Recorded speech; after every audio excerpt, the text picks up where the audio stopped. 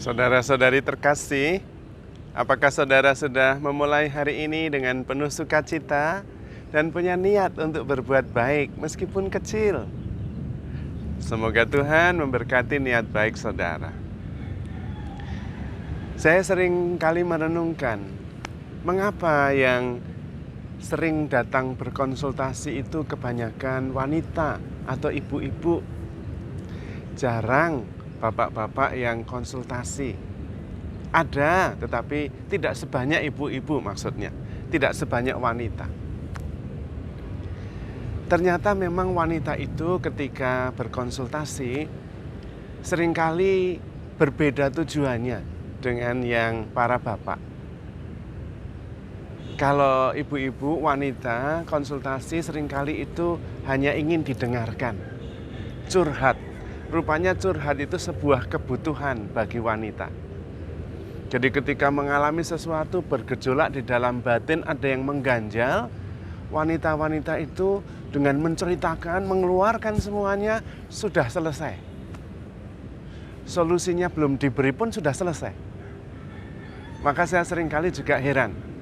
Ketika saya mendengar, saya hanya menganggukkan kepala, saya hanya mengatakan kata-kata singkat, saya mengerti, waduh, Anda memang luar biasa. Saya hanya seperti itu.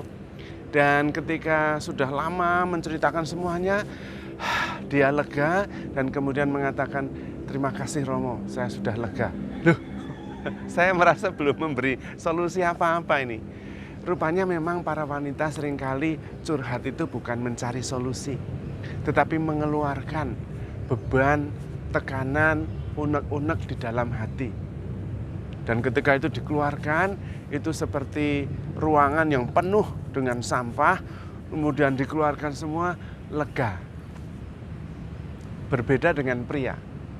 Pria itu kalau punya masalah, tidak langsung curhat, tidak. Dia pikir sendiri dulu, dia renungkan diri sendiri, kemudian mencari solusinya. Mencoba untuk menarik diri, tenang, berpikir, berefleksi, merenung, mencari solusi. Sesudah ketemu, dia kemudian keluar lagi dan mulai normal seperti biasa. Atau ketika pikiran pusing, biasanya olahraga atau nonton TV, ganti-ganti channel. Karena yang paling penting bukan acaranya, tetapi bagaimana pikirannya itu teralihkan dari beban pikiran yang nguyek. Jadi dia nonton acara TV sebentar, pindah lagi, atau baca koran. Nah, dengan cara seperti itu, pikiran para pria ini teralihkan dari persoalannya yang sedang membebani dia. Maka dia bisa lega. Karena itu pria jarang berkonsultasi. Kalau pria berkonsultasi, biasanya dia sudah yakin bahwa orang yang dia datangi untuk berkonsultasi itu dia percayai mempunyai kemampuan untuk memberi solusi dan pemikiran yang lebih dalam dan luas. Baru kemudian dia berkonsultasi. Kalau tidak. Pria tidak sekedar curhat untuk menyelesaikan persoalan yang membebaninya. Dan karena itu saya mengerti betapa para pria ini tidak membutuhkan banyak solusi. Tidak membutuhkan banyak curhat maksud saya. Perlu solusi dan seringkali dicari sendiri. Maka para suami juga jarang curhat kepada istrinya. Karena tidak akan menemukan solusi di situ. Dan ini cara menyelesaikan persoalan yang berbeda. Saya sendiri merasa bahwa sebagai pria ketika makin dewasa, seringkali terlalu banyak mengandalkan pikiran sendiri. Dan itu bisa membuat beban yang tidak ringan. Solusinya bagaimana? Bukan hanya sebagai pria, tetapi saya bercerita saja sebagai pengalaman saya. Saya mencoba memandang dan melihat peristiwa dari perspektif anak kecil. Karena anak kecil itu tidak banyak pikiran, sederhana pikirannya. Tuhan sendiri meminta kita untuk menjadi seperti anak kecil. Tentu bukan jadi kekanak-kanaan maksudnya, bukan itu. juga tidak kemudian bersikap seperti anak kecil lagi. Atau dalam bahasa Jawa itu mbocai. Bukan itu. Tetapi mempunyai perspektif anak kecil. Anak kecil itu tidak banyak konsep.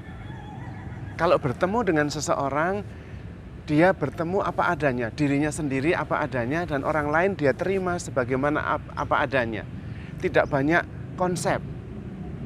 Apakah dia ini orang kaya, terpelajar, punya status jabatan tinggi, anak kecil tidak terlalu memikirkan hal itu. Dan itu menyederhanakan banyak hal. Nah, itu maksudnya. Memandang, melihat peristiwa dunia dari perspektif anak kecil. Sederhana. Dan tidak mengkotak-kotakkan pribadi berdasarkan status, jabatan, kekayaan, dan juga kepandaiannya. Tidak. Tetapi sebagai pribadi. Dan karena itu ada kerendahan hati dalam diri seorang anak. Dan ini yang penting sekali. Sebagai pria cenderung mengandalkan pikirannya sendiri sehingga kurang rendah hati.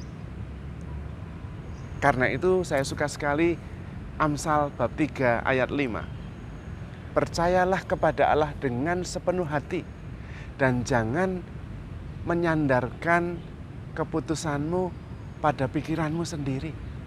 Amsal bab 3 ayat 5. Saya suka sekali. Itu seperti anak kecil. Mudah percaya dan mengandalkan keputusan-keputusan itu kepada Allah.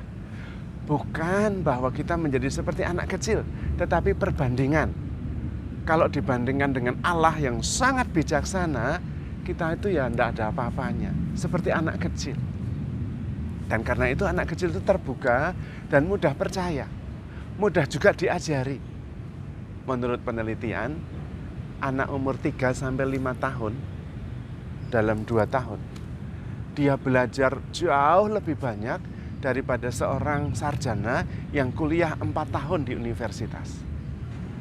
Karena seorang anak itu sangat terbuka, mudah percaya, mudah belajar. Ada kerendahan hati di situ, belum banyak konsep. Maka sebetulnya kalau Tuhan meminta kita menjadi seperti anak kecil, maksudnya adalah supaya kita mempunyai keterbukaan, mengurangi konsep-konsep, prasangka-prasangka, sehingga mudah belajar dan dengan demikian bertumbuh. Karena sebetulnya bertobat itu sama dengan belajar. Karena itu orang yang tidak rendah hati tidak bisa bertobat dan tidak belajar-belajar, mengulangi persoalan masalah yang sama. Ya sudah begitu terus, tidak berubah-berubah. Karena itu untuk bertobat kita harus mempunyai perspektif seperti anak kecil. Menyadari diri bahwa dibandingkan Tuhan, waduh, kita itu seperti anak kecil yang tidak ngerti apa-apa. Nah, itu maksudnya. Maka mari kita memandang peristiwa sesama dan juga alam ini dari sudut pandang relasi kita dengan Tuhan. Dan relasi dengan Tuhan hanya paling tepat kalau kita menghadap Tuhan sebagai seorang anak kecil, membawa segala-galanya, apa adanya. Baiknya ya dibawa, buruknya ya dibawa. Tidak perlu topeng di hadapan Tuhan. Apa adanya saja. Seperti anak kecil itu. Dia kadang-kadang anak kecil, maaf, tidak tahu malu. Ya karena memang dia tidak terlalu banyak berpikir. Tidak banyak gengsi. Tidak banyak menjaga statusnya. Apa adanya. Dan anak kecil itu menyenangkan justru karena jujur, polos, apa adanya. Dan Tuhan senang kalau kita datang kepada Tuhan seperti anak kecil. Tetapi kalau datang kepada Tuhan seperti orang dewasa yang merasa pinter, Tuhan tidak bisa berbuat banyak. Karena kemudian sulit untuk percaya. Tuhan Yesus pun dikatakan di dalam Injil, Tuhan tidak melakukan banyak mujizat karena kedegilan hati mereka. Maka kalau Tuhan meminta kita seperti anak kecil, bukan supaya kita kembali ke kanak-kanakan, tetapi mempunyai perspektif cara pandang seperti seorang anak yang mudah percaya, yang mengandalkan Tuhan sepenuhnya karena meyakini dibandingkan dengan Tuhan, kita itu seperti anak kecil yang tidak ngerti apa-apa. maka lebih banyak mengandalkan iman daripada menyandarkan pada kepercayaan pada pikiran kita sendiri. Karena itu Amsal bab 3 ayat 5 itu salah satu dari ayat-ayat favorit di dalam kitab suci.